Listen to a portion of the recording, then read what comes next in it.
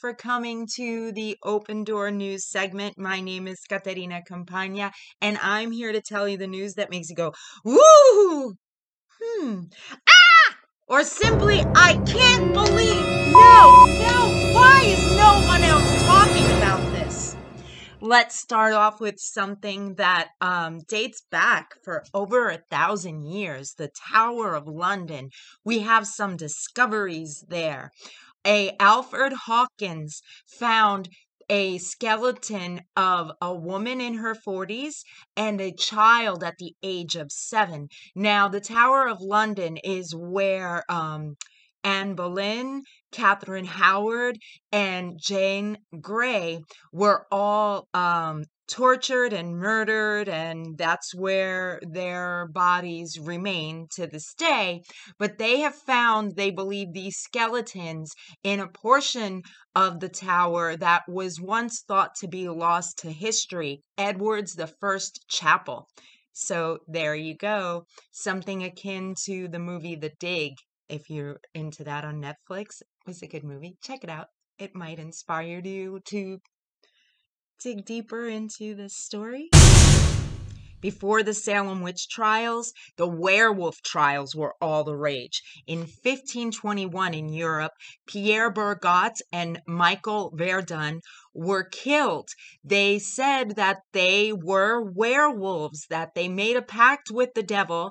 He then were given food for survival and then an ointment. They met a man all dressed in black, and he gave them an ointment that when they rubbed it on their bodies, they turned into werewolves at midnight and were able to feed on humans. They confessed in a trial that included the Pope. They were tortured. It didn't stop there. In 1589, a man named Peter Stumpt in Germany was also accused of being a werewolf, and he was attached to a cartwheel. His skin was peeled off with hot pincers, and his head was chopped off, then put on the body of a wolf and put out for display in Times Square.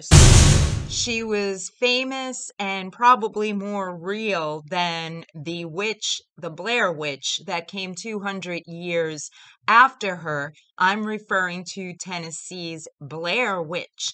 Now, in the 1800s, the early 1800s, this poltergeist was showing signs of her existence to the Bell family. And what she would do was shape-shift in front of their eyes. Their son encountered a bird of a huge size. The husband, John Bell, encountered a dog. The family would hear dogs barking when there were none there, chains rattling. Even their slaves heard possible noises pointing to this witch.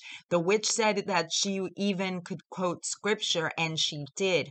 And one time they tested her to see if she could be in two places at the same time by asking her to recite what their grandparents would do if a slave misbehaved. Not only did she recite it in their house, but also in the house of their family in England.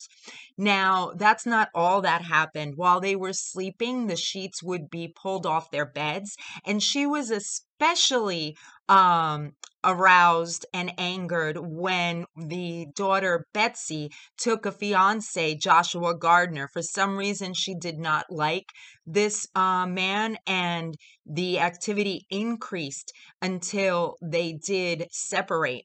Now, she also was not fond of John Bell, who she referred to as Old Jack, and she said that she was the cause of his mouth paralysis and other ailments, and she said that she would come back to take his life. And sure enough, 2 years later, he died.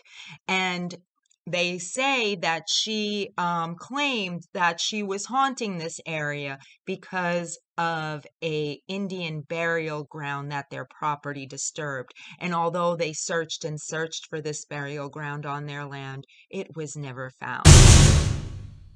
That's all for now, you brilliant people. Thank you for sharing this moment of your incarnation on Earth with me. And as always, Stay curious.